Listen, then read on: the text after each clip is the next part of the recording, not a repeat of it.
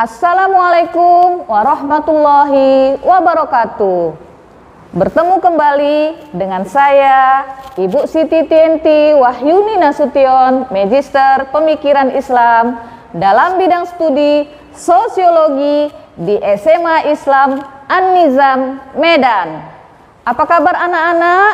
Semoga semua dalam keadaan sehat walafiat, tetap semangat belajar sosiologi. Karena sosiologi wonderful. Partisipasi masyarakat lokal atau warga masyarakat dalam pemberdayaan masyarakat atau perbaikan kehidupan sosial atau publik. Dalam hal ini kita bahas tentang partisipasi komunitas dalam pemberdayaan. Anak-anak semua yang Ibu sayangi, pada pemberdayaan yang dilakukan oleh pemerintah, partisipasi komunitas sangat dibutuhkan. Apalagi mereka tidak hanya dijadikan sebagai subjek, tetapi juga objek pemberdayaan. Menurut Didin Rostika, seseorang bisa berpartisipasi apabila menemukan dirinya dengan kelompok lain melalui proses berbagi dengan orang lain dalam hal nilai, tradisi, perasaan, kepatuhan, dan tanggung jawab bersama. Sementara itu, Egon Erikson menyatakan bahwa partisipasi terdiri dari dua sisi, yaitu sisi internal dan sisi eksternal. Partisipasi secara internal berarti adanya rasa memiliki terhadap komunitas. Sedangkan partisipasi dalam arti eksternal terkait dengan bagaimana individu melibatkan diri dengan komunitas luar. Dari pemahaman tersebut dapat ditarik kesimpulan bahwa partisipasi merupakan manifestasi tanggung jawab sosial dari individu terhadap komunitasnya sendiri maupun dengan komunitas luar. Nah, pertanyaannya, mengapa partisipasi menjadi penting dalam pemberdayaan? Nah, menurut Muljarto, ada beberapa alasan utama mengapa partisipasi bersifat penting. 1. Masyarakat adalah fokus utama dan tujuan akhir dari pembangunan. Karena itu, partisipasi merupakan akibat logis dari dalil tersebut. Kedua, partisipasi menimbulkan rasa harga diri dan meningkatkan harkat dan martabat. Ketiga, partisipasi menciptakan suatu lingkaran umpan balik arus informasi tentang sikap, aspirasi, kebutuhan, dan kondisi daerah yang tanpa keberadaannya akan tidak terungkap. Yang keempat, partisipasi memperluas zona atau kawasan penerimaan proyek pembangunan. Kelima, partisipasi menyediakan lingkungan yang kondusif bagi aktualisasi potensi manusia maupun pertumbuhan manusia. Keenam, partisipasi dipandang sebagai pencerminan hak-hak demokratis individu untuk dilibatkan dalam pembangunan mereka sendiri. Ketujuh, partisipasi merupakan cara yang efektif membangun kemampuan masyarakat untuk pengelolaan program pembangunan guna memenuhi ciri khas daerah. Ya, jadi tadi ada 7 yang menjadi alasan utama mengapa partisipasi bersifat penting, ya.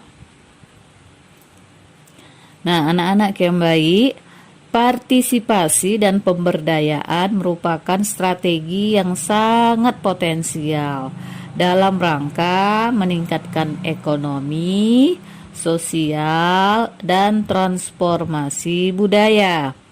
Proses ini pada akhirnya akan dapat menciptakan pembangunan yang lebih berpusat pada rakyat, atau istilahnya people center. Ya. Menurut Dadang Juliantara dalam bukunya Juliantara tahun 2002, ya, partisipasi komunitas dalam pemberdayaan adalah keikutsertaan dalam perencanaan, pelaksanaan sampai evaluasi program pembangunan. Juliantara menambahkan bahwa pengembangan partisipasi komunitas dalam proses pembangunan mempunyai beberapa maksud, yaitu sebagai berikut. A. Partisipasi akan memungkinkan masyarakat secara mandiri atau otonom mengorganisasi diri, dan dengan demikian akan memudahkan rakyat atau masyarakat menghadapi situasi-situasi sulit serta mampu menolak berbagai kecenderungan pembangunan yang merugikan. Yang kedua, partisipasi tidak saja menjadi cermin konkret peluang ekspresi aspirasi dan jalan untuk memperjuangkannya, tetapi yang lebih penting lagi bahwa partisipasi menjadi semacam garansi bagi tidak diabaikannya kepentingan rakyat.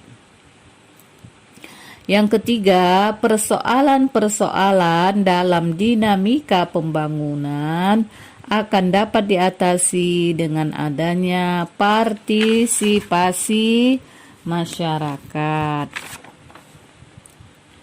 Prinsip ini sekaligus menjadi titik pijak suatu kepercayaan kepada rakyat bahwa rakyat tidak perlu dimaknai sebagai kebodohan, melainkan sebagai objek pembangunan yang mempunyai kemampuan. Yang keempat, keterlibatan masyarakat dalam setiap proses penyelenggaraan pemerintahan, dan ada sikap yang terbuka dari penyelenggara pemerintah tentu saja akan menjadi basis bagi suatu kepercayaan sosial politik yang dengan demikian akan meningkatkan suatu proses penyelenggaraan pemerintahan yang demokratis.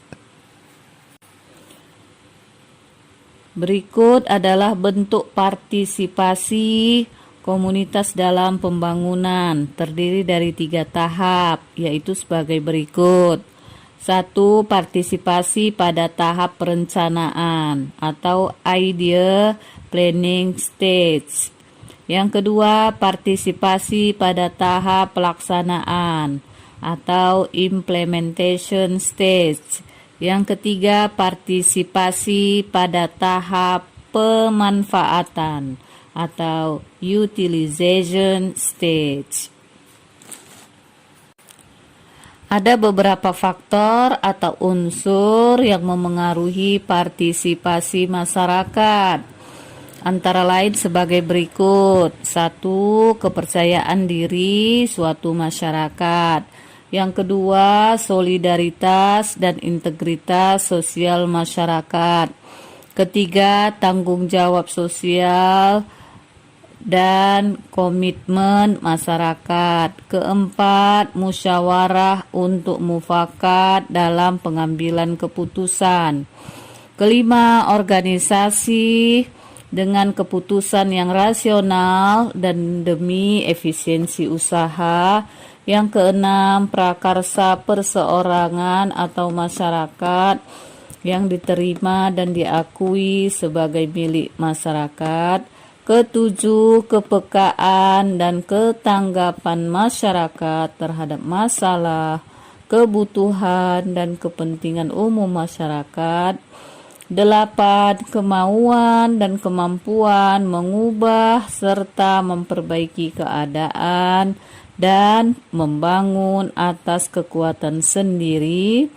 Dan yang ke-9, kepentingan umum murni, setidaknya umum dalam lingkungan masyarakat yang bersangkutan dan tidak ditunggangi oleh kepentingan lain. Selain beberapa faktor tersebut, kesediaan partisipasi masyarakat dalam suatu program juga dapat berasal dari unsur luar atau lingkungan seperti berikut. 1. Komunikasi yang terus-menerus antar warga masyarakat, antara warga masyarakat dengan pimpinan, serta antara sistem sosial di dalam masyarakat dengan sistem di luarnya.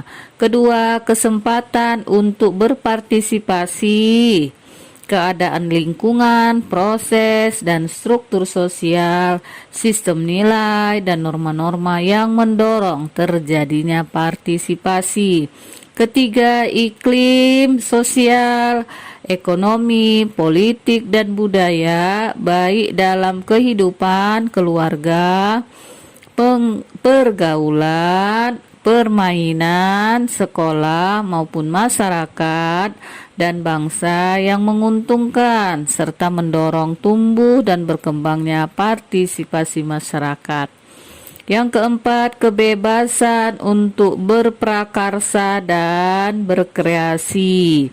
Lingkungan di dalam keluarga, masyarakat, politik, sosial, budaya yang memungkinkan dan mendorong timbul dan berkembangnya prakarsa, gagasan, perseorangan atau kelompok. Demikianlah bahasan kita tentang partisipasi komunitas dalam pemberdayaan. Semoga ini bisa kita pahami dan di kemudian hari bisa kita realisasikan dalam kehidupan kita sehingga kita lebih bermanfaat buat komunitas kita dan lingkungan kita di mana kita berada. Demikian pembelajaran hari ini. Sampai jumpa di video pembelajaran berikutnya. Jangan lupa like, comment, and share video ini. SMA Islam An-Nizam, unggul, cerdas, Islami. Assalamualaikum warahmatullahi wabarakatuh.